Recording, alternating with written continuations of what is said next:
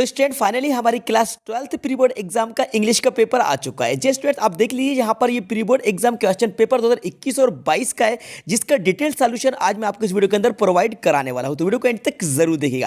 Video को start करने से पहले मैं आपको एक चीज़ क्लियर कर देता हूँ कि ये जो पेपर जारी किया गया है और जो पेपर आपको मिल चुका है या फिर पेपर आपको मिलने वाला है, ये वही मॉडल पेपर है जो पूर्व में जारी कर दिया गया था एमपी बोर्ड की तरफ से। एज इट मतलब वैसा ही कि वैसा ये पेपर है, आप खुद भी देख लेंगे। इसका सॉल्यूशन मैंने भी प्रोवाइड करा दिया था, पहले मैंने आपको मॉडल पेपर का सॉल्यूशन प्रोवाइड कराया था। आई होप आपके पास होगा, अगर नहीं है तो डोंट वरी, आज मैं आपको डबल से इसका सॉल्यूशन प्रोवाइड करा देता हूं। तो वीडियो में बने रहिएगा, वीडियो को एंड तक जरूर देखिएगा। तो सबसे पहले आप यहां पर देख लीजिए, ये pre board exam question paper 2021 और 22 का है, आपकी क्लास 12th का है। तो सबसे पहले आप यहां पर इस पैसेज को देख लीजिए। तो पहले हम इस पैसेज को सोल्व करने वाले हैं, ठीक है। तो डायरेक्टली हम चलते हैं इसके आंसर्स पर। तो मैं आपको डायरेक्टली इसके आंसर्स बताता जा रहा हूं, तो आप यहां पर इन आंसर्स को देखते जाइएगा और इनको नोट करते जाइएगा। देखिए हमारा जो फर्स्ट क्वेश्चन है, which are the two main capabilities of computers. तो स्टूडेंट जो आपका फर्स्ट क्वेश्चन है, इसका राइट आंसर होगा आपका बी वाला, ठीक है। Complicated work in all branches put data in order, ठीक है। तो फर्स्ट क्वेश्चन का आपका राइट आंसर है बी वाला, ठीक है।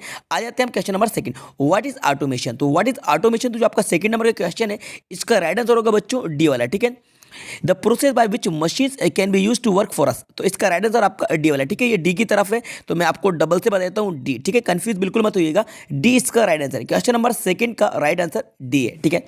अब बात करते हैं क्वेश्चन नंबर थर्ड। देखिए हमारा क्वेश्चन नंबर थर्ड है, computers can be use to. तो थर्ड नंबर का जो क्वेश्चन है, इसका राइट आंसर होगा आपका सी वाला, ठीक है।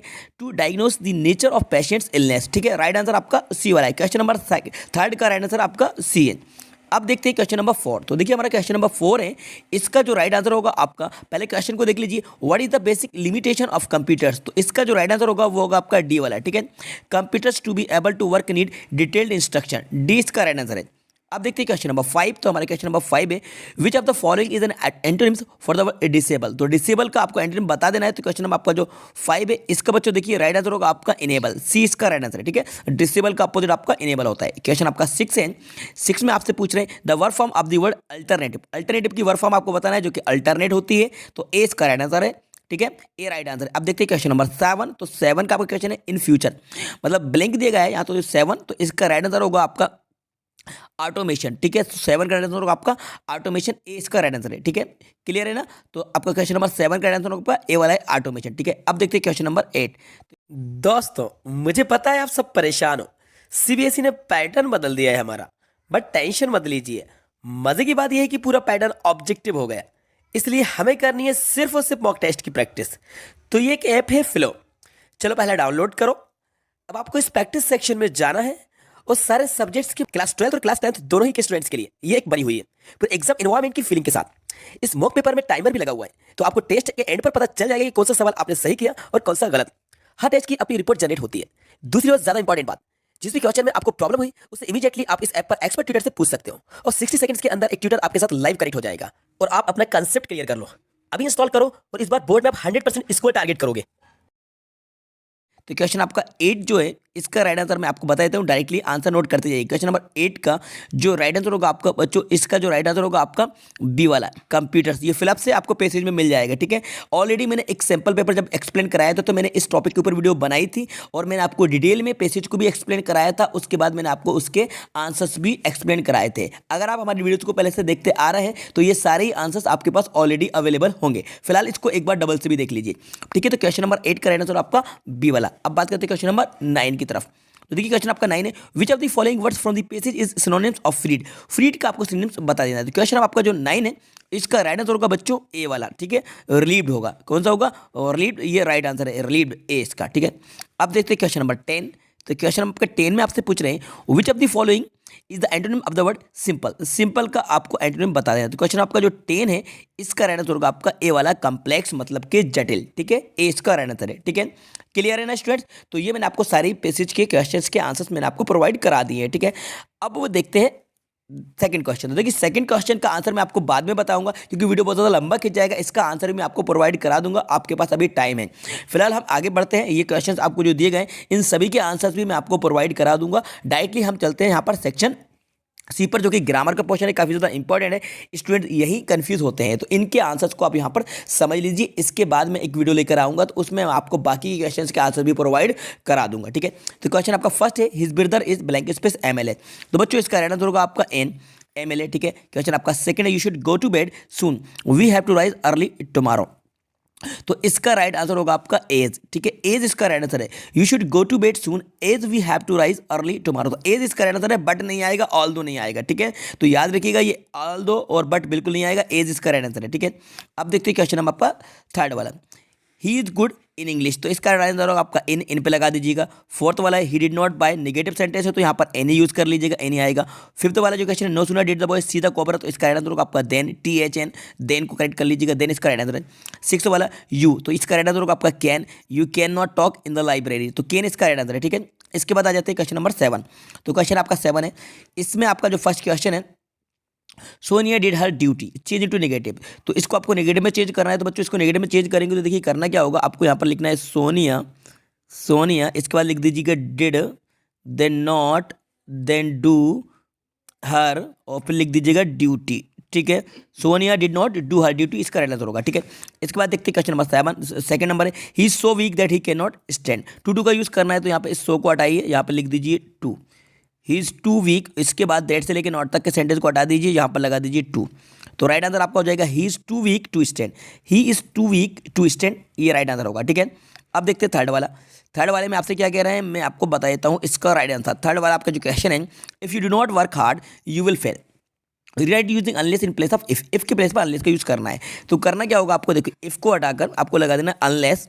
तो आप यहाँ पे लिख लीजिएगा अनलेस, ठीक है, अनलेस यू वर्क हार्ड, ठीक है, वर्क हार्ड, ठीक है, अनलेस यू वर्क हार्ड। और दूसरे वाले में आपको कुछ नहीं करना, यू विल फेल, ठीक है। तो यहाँ पर फेल को जैसा कहते तैसा राइट कर दीजिएगा, ठीक है। तो unless you work hard you will fail, ये इसका राइट आंसर हो जाएगा, ठीक है। अब देखते हैं क्वेश्चन हम आपका फोर्थ वाला है, the man had not come for 2 days, the man brings potatoes. ठीक है, करना क्या है आपको, combine the sentence using relative clause, relative clause का यूज करके कंबाइन करना है। तो देखिए करना क्या होगा आपको, स्टार्टिंग में आपको लिख देना है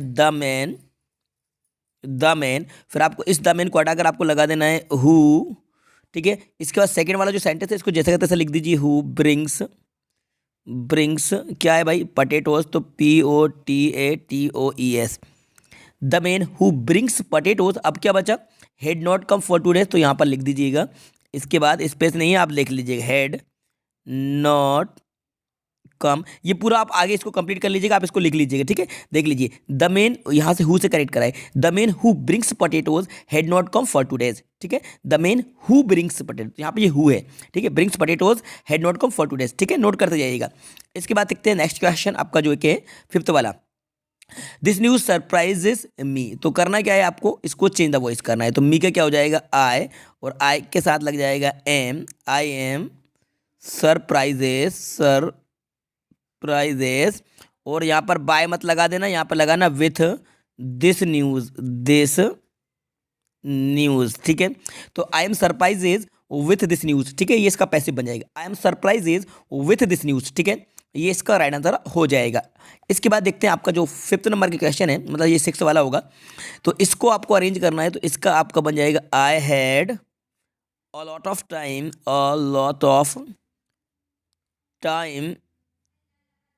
क्या था भाई, यहाँ पे ड्यूरिंग था, तो यहाँ पे लिख दीजिएगा during, I had a lot of time during exam था, तो यहाँ पे लिख दीजिए एग्जाम, ठीक है, I had a lot of time during exam, ठीक है।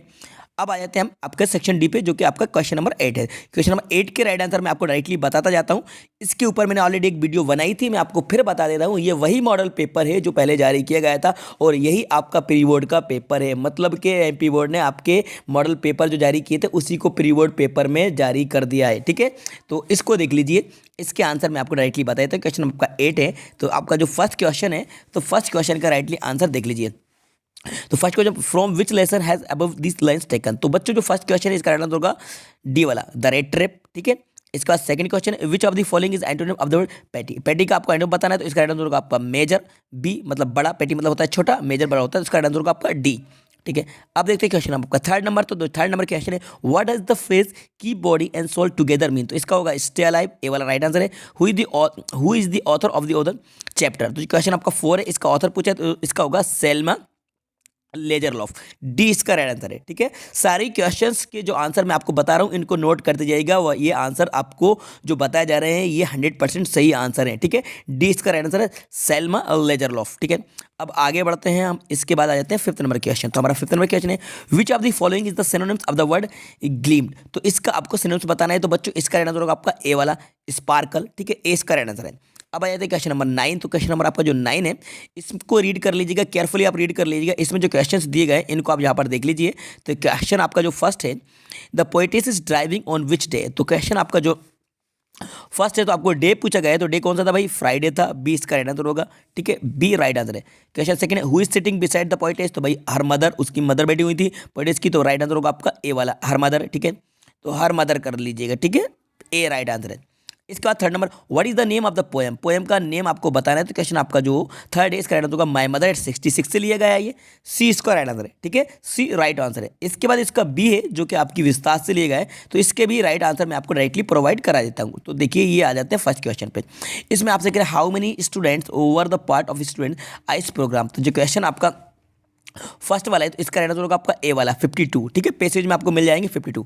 सेकंड नंबर के क्वेश्चन है तो इसका राइट आंसर होगा आपका सी वाला to climb down the gangplank, C इसका राइट आंसर है। इसके बाद आपका जो थर्ड नंबर का क्वेश्चन है, थर्ड नंबर का जो राइट आंसर होगा वो होगा बी वाला अ टेफ्लॉन फैब्रिक। ठीक है, तो व्हाट इज गॉर-टेक्स, तो इसका होगा अ टेफ्लॉन फैब्रिक, बी इसका राइट आंसर है। इसके बाद फोर्थ नंबर क्वेश्चन है, थोड़ा सा ड्रैग करते हुए नीचे की तरफ चलते हैं। तो फोर्थ नंबर का जो क्वेश्चन है इसका राइट आंसर होगा अ मीटर। ठीक है, ए मीटर, तो फोर्थ का ए राइट आंसर है। ठीक है, तो इस तरह से मैंने आपको सेक्शन डी के एक्सटेंट बता दिए, आपको ग्रामर सोल्व करा दी, पैसेज सोल्व करा दी।